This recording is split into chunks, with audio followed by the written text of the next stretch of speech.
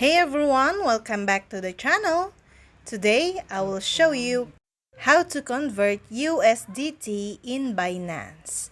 All you have to do is go to your Binance app, then click Trades at the bottom.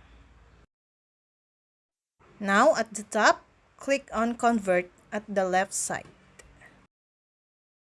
Then from AGLD, change it USDT. Then to BTC, change it Euro or any one you want. But Euro is available in our country. After that, click amount in USDT. Then click preview conversion.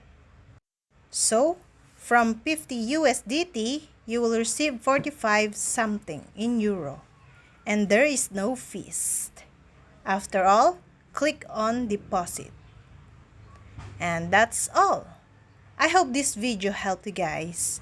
For more videos, subscribe to our YouTube channel. Thank you for watching. See you again.